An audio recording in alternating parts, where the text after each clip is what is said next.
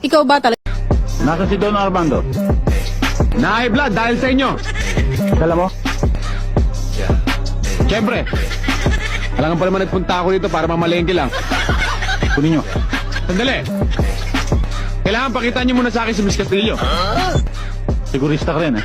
Siyempre. Mahirap na. Unang tingin ko pa lang sa inyo, parang nakita akong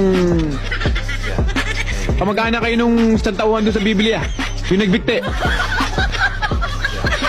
Santo mo, mukha pala tayo mga santo. Pero mo, nasa Biblia tayo. Anong santo? Si Judas yun, tanga! Ilabas niya si Miss Castillo. Alam mo, bagay sa'yo yung pangalan mo, no? Joy? Kasi you bring joy to a person like me.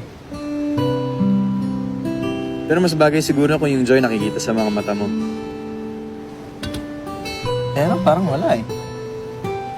Saan ba? Ha? Doon sa Canada. Pagpunta ko doon, baka makita ko na. 4 na buwan.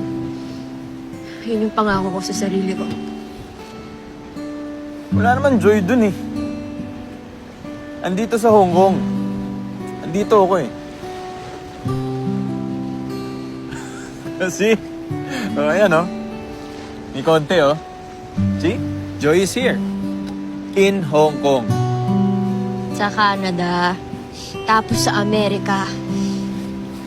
Wala namang pinagkaiba yung Hong Kong sa mga lugar na sinabi mo. Doon, para sa mga katulad namin, meron kaming choice. Doon, I can be more, so I can give more. Para sa pamilya ko. Naiintindihan mo yun? Of wanting more? Like how I want more time with you? Wala akong extra time para sa'yo. May nahabol pa akong future. Ay, teka lang. Matagal pa yung future na yan.